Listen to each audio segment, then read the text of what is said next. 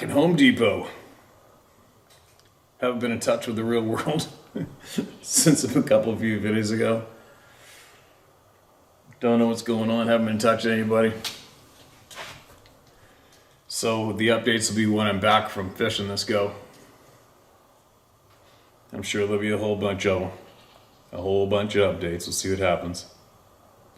So in the meantime, listen to this. Mark this as read. Bigfoot grabbed me when I was 11 in Minnesota. Holy shit. Hi Steve, my name is Tommy Eugene and you are welcome to use my name. I want to quickly express my gratitude to you for your incredible efforts and hard work to help people like me find a voice and strength to finally speak up and speak up. No problem. Giver. We're here. There's a long story, but I feel you will find it worth the reading, as I had several up-close encounters with the Sasquatch when I was a boy, including being grabbed and walked out of the swamp. And the emotional damage it caused me has been both lifelong and crippling. That is very, very unfortunate.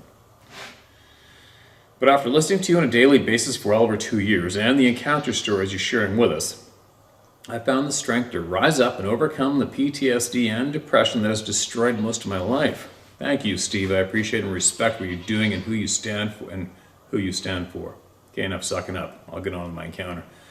You know what? It's only because of you. Okay? It's only because of you that we're all here and people like you. All right? Thank you for the kind words, and I'm so glad you found the place. But it really does sadden me that you lost that amount of time.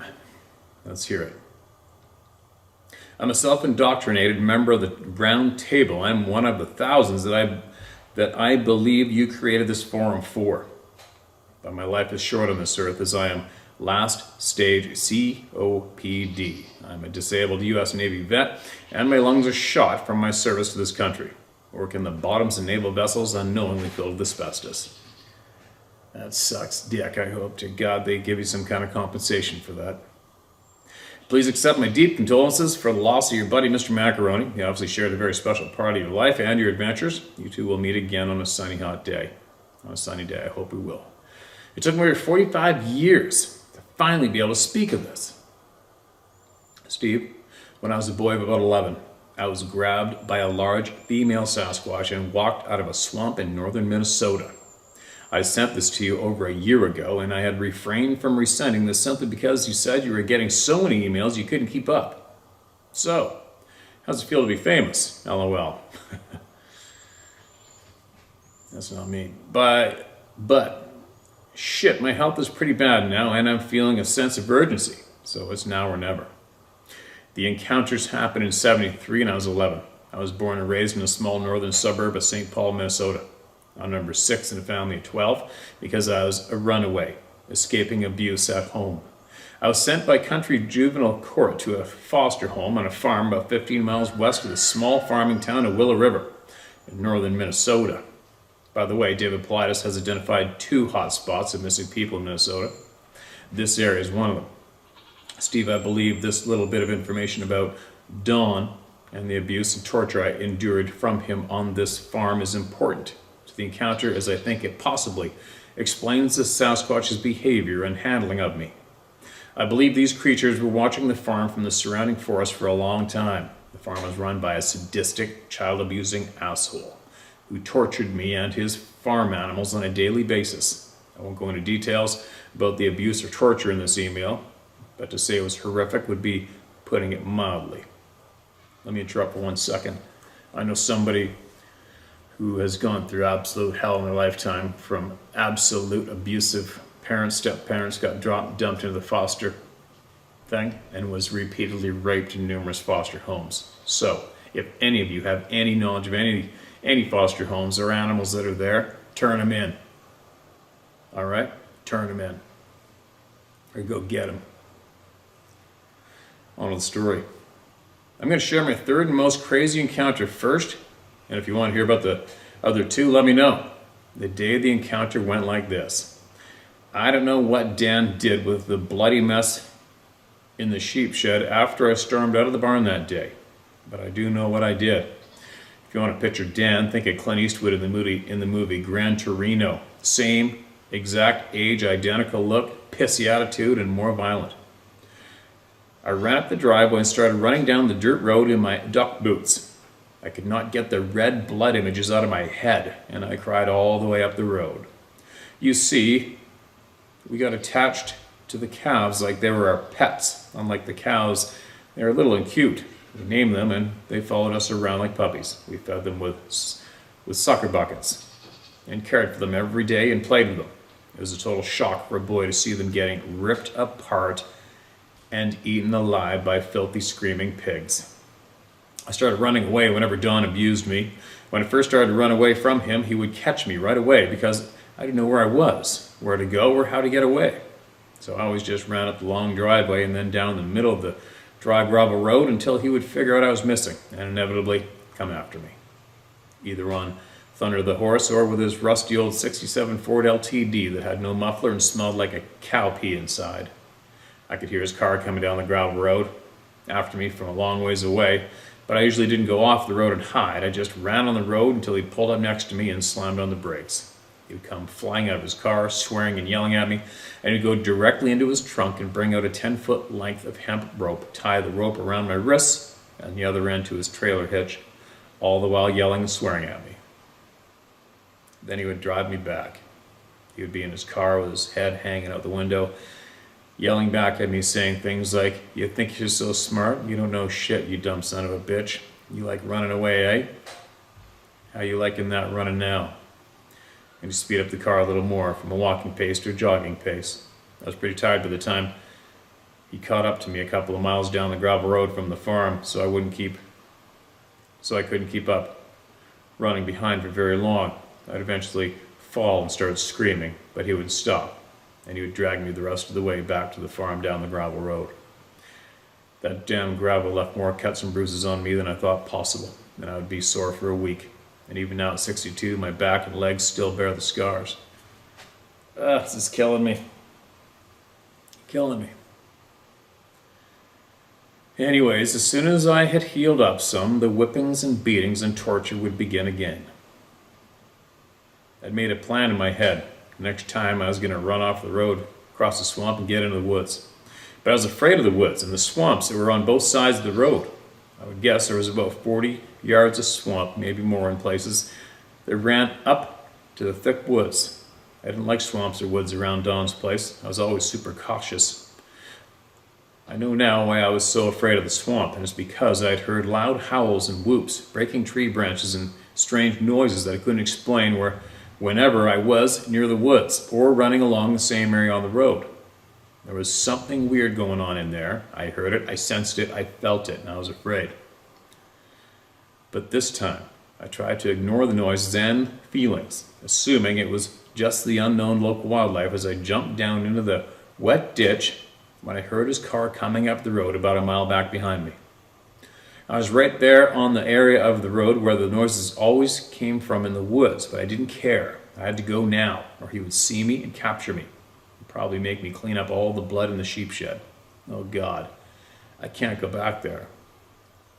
On this road, there were no other farms or houses. It was very desolate, just heavy wooded forests with a 40-yard strip of swamp on both sides of the 5-mile gravel road. So I jumped off the right side of the road and down into the swamp, and I started heading across this swamp, hoping to cross it to the tree line and into the forest that is beyond the swamp. There's a state forest, and it extends for many, many miles in all directions. I knew I was going to be soaking wet by the time I got over to the woods, but it would be worth it to get away from them. The waters kept getting deeper and muckier with every step I take, and I'm panicking and struggling to get through the swamp before Don's car gets to where I am.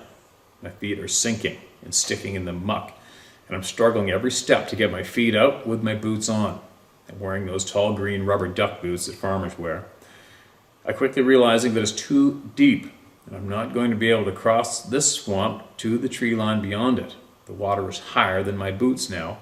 The mosquitoes and deer flies are thick as hell in here, and I'm getting eaten up. Don's car comes. I duck by the cattails, and his car slowly goes by. He didn't notice me about 15 yards out in this swampy area, so I've avoided him for the moment, but I know he'll turn around at the highway about 5 miles up and come back like he always does. Now I'm stuck in the swamp and struggling to keep my boots on, and it's getting deep. It's up to my chest now, and I wonder how I'll keep my head aloof if it gets any deeper, and if I will even make it into the woods. I'm panicking and I'm sinking. My feet are stuck in the muck up to my knees. My boots are full of muck. The water above the muck is up to my chest. The more I struggle, the more I sink into the swamp muck. I'm pulling at cattails and reeds. I'm screaming and crying out loud, wishing Dawn had seen me because a beating is better than drowning. I realize that I'm all alone and that no one would even know I was in this swamp. Now I'm really freaking out. And as my screams get louder, my panic increases. I get a few more struggled steps, and now I'm up to my neck. I'm crying loud now, and the swamp water is in my eyes and in my mouth. All of a sudden, from the woods, I hear the sound of branches and trees breaking, and something heavy stomping through the forest. Crash, crash, crash, crash, then splash. I look up, expecting to see a bear or something, because it sounded like I heard a buffalo was blasting through the trees. About 30 feet away from me, on the edge of the swamp, is a... What am I seeing? It's a monster. It's at least 9 or 10 feet tall, and it is massive. It's huge. I've seen a lot of monster movies, and this is a monster. It's just standing there breathing hard and looking at me. I notice right away, whatever it is, it's a female because of the large hairy breasts. Weird how an 11-year-old beginning puberty will notice breasts even on a monster. But breasts or not, it is a huge, hairy monster, and I am screaming and struggling, and I'm sucking in swamp water and choking, and I know I'm going to drown. I stop struggling in the direction going away from the road and turn away from the monster and start struggling back towards the road, but I can't get my boots loose of the muck. After pulling so hard, I was seeing stars. I was finally able to pull both my feet out of my muck-filled duck boots one at a time and get a few more steps as this huge, brown, hairy monster starts coming straight towards me. Then I realized my mistake. Without the boots to somewhat support my feet in the muck, my tiny, slippery little feet slide even farther into the muck under the water with the weight of my body, and I'm up past my mouth in the water, and I'm dizzy from struggling, and I'm screaming and panicking. I have stars spinning around inside my head, my lungs are burning, and I'm choking on the swamp water in my mouth. This monster is almost on top of me now, but it never made a noise, no growling, no roaring, nothing. It seemed to glide when it walked, effortlessly through the swamp towards me. The swamp water seemed only to come to its knees, and as it got to within about 5 feet of me, I thought for sure it was going to just rip me apart or kill me and take me to its babies for dinner, but it did not. I was cowered down with my hands and arms over my head and my face in the water as the shadow of this beast surrounded me. All of a sudden, even through the water, I'm overwhelmed by this terrible stink, like a box of long dead skunks mixed with dog poop, ammonia, and barf on top of it all. The worst thing I've ever smelled, ever. My father owned a garbage company when I was a boy, and trust me, I've smelled the worst things you can smell, and this beast smelled worse than the worst thing I've ever smelled. And that's saying a lot. Then everything got silent. The creature was standing over the top of me, just staring at me. I was face down in the swamp with my hands over my head and my eyes closed tightly, crying and coughing and spitting up swamp water. Then I heard this beast make a long exhale like a sigh, like it felt compassion or had a moment of weakness or something. Hard to explain the emotion, but we both just froze for a moment, except for my choking. The swamp was completely silent. Everything was silent, like someone plugged my ears. It was like this beast woman was trying to decide what to do with me. It had the appearance of a wild animal, a monster, but its eyes had an intelligence to them, dare I say like human. In that moment, I realized she was so much more than just a wild animal. It took another slow step closer to me, and I felt its cold, wet, mucky, hairy hand slowly grab the back of my jacket and my neck and pull me straight up out of the swamp. Gosh, it was strong.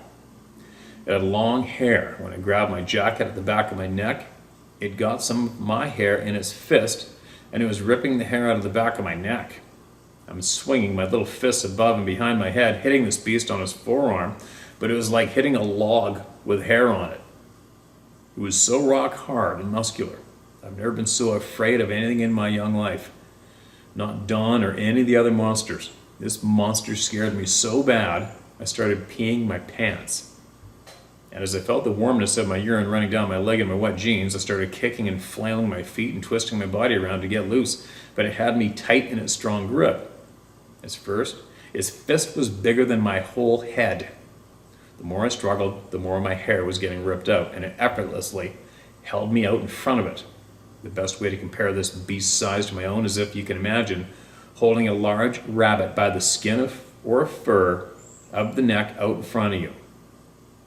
I was the size of the rabbit next to a large man. I'm sure it must have been almost 10 feet tall, 4 to 5 feet wide at the shoulders or more. So I'm screaming and crying and swinging around helplessly, but facing away from it, or being held out in front of it by my hair and the back of the collar of my coat. She takes one slow and cautious step towards the road at first, stops, looks around, then starts moving swiftly and smoothly towards the road. Its gait and the fluidness of its motion was so foreign to me. She didn't step as much as she glided or seemed to slide each foot forward without the rest of the body moving. The next time you're walking, pay attention to how our whole body moves up and down with each step. This creature's body did not move up and down as it walked. Its legs moved independently from its upper body. It was almost like being on an escalator or one of those walking sidewalks at the airport. Do you know that feeling? Like the surrounding scenes are moving way faster than your actual steps. Like you're on roller skates when everyone else is not. I don't know, that's the best way I can describe that motion or feeling of it walking. It seemed to only take about 10 seconds, and we were back at the edge of the ditch next to the road. It took me about 5 minutes to get out there, and in trouble, struggling all the way. But it moved smoothly and quickly back to the gravel road in a matter of seconds. She/it stopped at the ditch. It looked left, then right, waited a second or two, then tossed me into the wet ditch on her left side with her right arm, while she's still facing the road. Then she turned her body to the left facing me and just looked at me. I was afraid to look at this creature's face, so I laid where she threw me in the wet swampy ditch, and I kept my arms and hands tightly wrapped over my head, only peeking out and up to her face a couple of times, wondering what it was going to do to me next. What I saw in her face was not mean, but firm, in control, confident. She was looking past me up the road, and she turned her whole body to her right and looked up the road where Dawn would be coming from. She then turned back to me, then up the road, then back to me. And this is no animal I ever heard of. It looked more like a human than a monster. It cocked its head to one side and looked straight into my eyes with a look of sadness and confusion, then of frustration. In his face I saw another person with feelings and emotions, not a flesh-ripping monster. Other than a dog, what animal has emotion in their faces and eyes? And compassion. I distinctly saw compassion in this monster's face. I look at her, then cover up and look down, then at her, then down again. I looked quickly at her face, and I saw her rocking anxiously from side to side. Then its face tensed up and grimaced, and I saw her face turn to anger. So I quickly covered my head again because I thought maybe it was going to attack me because I was looking at her. That's when I distinctly heard her say to me in my brain, not in words, "If I had let you drown, you would just bring trouble to my tribe." How to explain that? I heard her emotions like she was speaking, but it was not speech. It was an emotion, a forced emotion. Again, she turned her head and shoulders. She turned her head and shoulders together and looked up the road. That's when I just began to hear the sound of Dawn's loud car coming slowly back down the gravel road about 3/4 of a mile away. The creature turned, looked at me again, and huffed, and immediately turned around and walked back into the swamp the same way it brought me back. It walked firmly and confidently back to the swamp to the tree line, stepped up from the swamp and into the woods, and with a few more crashes and crunches of breaking branches, she was gone. Holy crap. I'll try to explain what I remember about what she looked like. What can I tell you about the face? Is that at first reminded me of a carnival bearded lady. I know how silly that sounds, but that is what she looked like to me, an 11-year-old scared shitless kid who only saw a beard on a lady at a carnival once. She really did not look like a woman, other than the breasts and the motherly emotions she was displaying. She had long, wet, dirty, tangled, dark brown hair draped in front of her eyes and nose. It was in little tendrils and easy to see through. The top layer of her hair was lighter brown in spots, sun-bleached, and was curled or hanging in thick strands like dreadlocks all around her head. The hair was matted and dirty. The hair hung off the bottoms of her arms and sides about 5 inches like an orangutan. And with a long, dirty beard and with a long, dirty beard that seemed to start under her eyes and went down and merged with the mustache and continued to flow all the way off the chin and into a beard of at least 6 inches long. And the hair was full of dried brown pine needles and twigs, bugs and clumps of mud. I'll never forget that skin. It was dark gray, sort of like a gorilla, and her hands were huge and thick with long nails that were streaked brown and black, and very dirty and chipped. Huge dark brown to black eyes, dark, deep set, without whites that I could see. The brow ridge was pronounced and made her eyes angry looking, but not angry at me. And the nose was wide and flat like a boxer or something, but not human. The nasal openings were oval slits. If I had to pick a Bigfoot type that she almost resembled, it would be the big, huge build of Patty, Patterson Gimlin film, but with much longer, messy, dirty hair. Well, that's about all I could see. The feet were big, of course, but in proportion to her legs, which were wide and covered with hair and mud. I couldn't really see much about the feet because we were standing in a swamp and her feet were squished down below the muddy waterline, so I only saw the ankles, and they were covered with mud and dirt and hair. So, Dawn pulls up a few moments later and saw me lying in a puddle in the ditch crying and yells, "Where are you, you son of a bitch? Why are you all wet and laying in the mud?" He gets out of the car and looks at me closer and yells, "Where are your damn work boots?" He takes a couple careful steps down the slope into the ditch and grabs me by my wet jacket and yanks me up out of the ditch and drags me over to the car and screams, "You stink, boy, where have you been? You smell like you've been out sleeping with skunks." I was crying in that little spurt way, and my words were coming out one syllable at a time. I'm sobbing as I do my best to answer him, but I wasn't making any sense. I keep sobbing and stuttering, not making sense. Then he immediately gets impatient and interrupts with, "Shut up! You're not sitting in my car stinking like that." He shoves me towards the back of the car and says, "Get in the damn trunk." As he stuck his key in and opened the trunk and pointed towards it, "Get in." I was cold and wet and shaking uncontrollably, probably in shock. And my eyes were burning from the swamp scum and the stinking ammonia/skunk smell on my clothes. I tried to control my sobbing, but my teeth chattered as I cried. I slowly climbed to the dusty, dirty trunk with the spare tire and tools, and he slammed the lid down and it banged on my head. Don drove me back to the farm, as he was done many times before. I was surprised that he didn't drag me this time.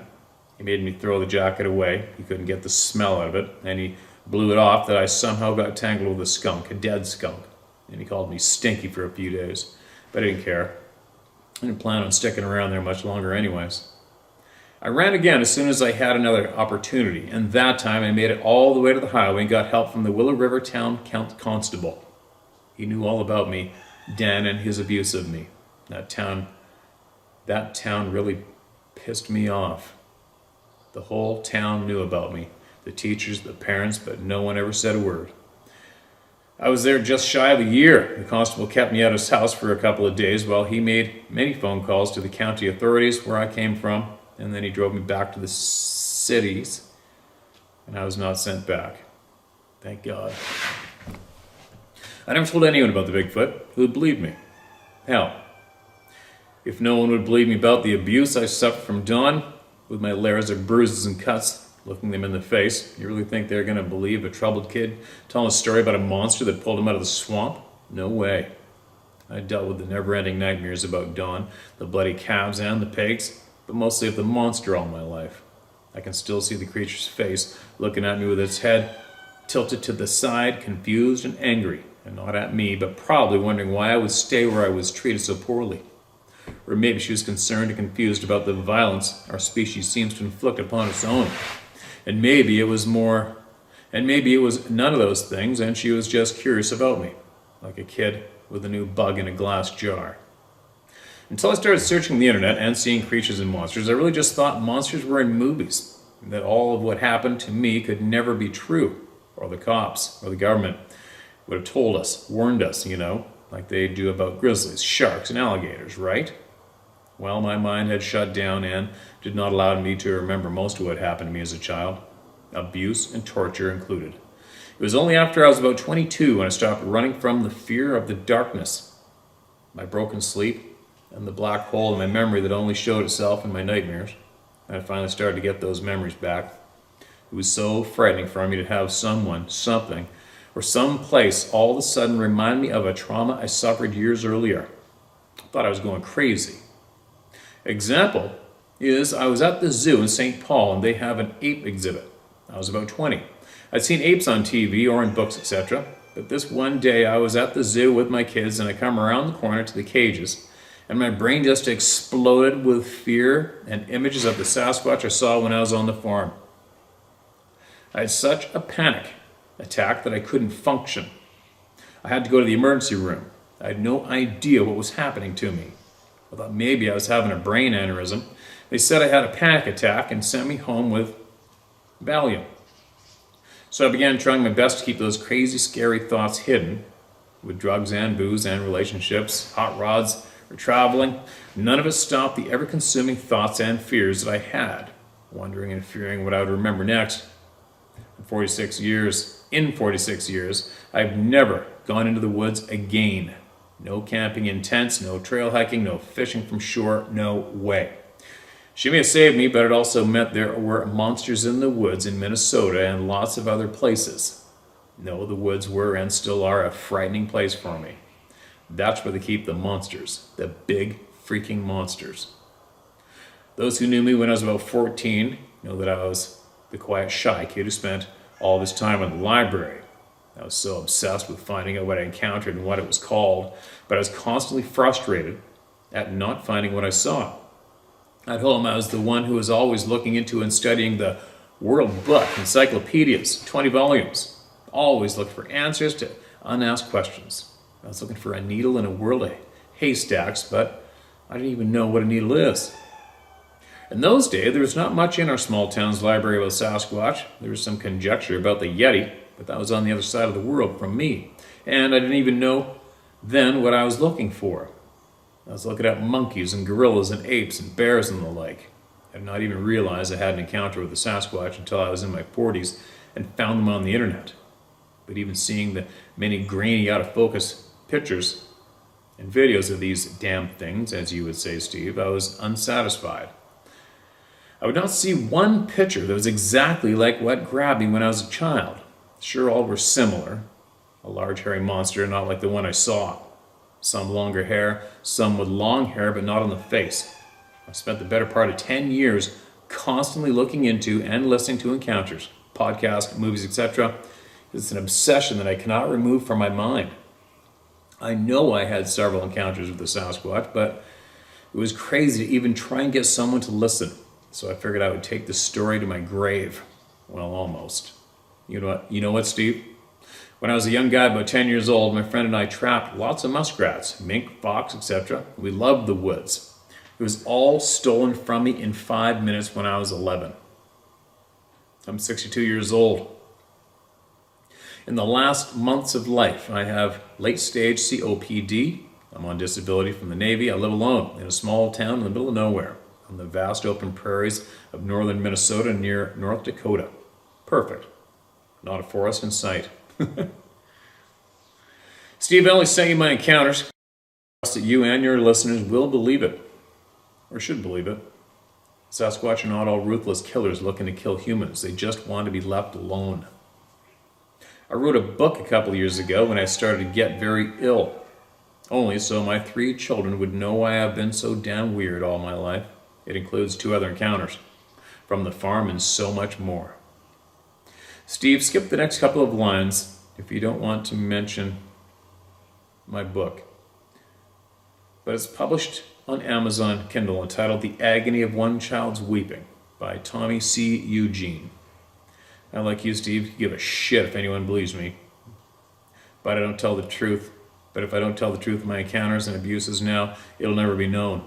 And every time I see someone make a comment about how Sasquatches are not real and that it's all a hoax, I shake my head, feel the thin patch of hair on the back of my neck, and say to myself, frickin' ignorant idiots.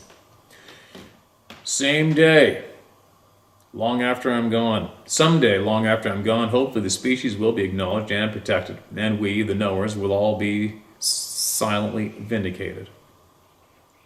Steve, to get through this, thanks. Thank you.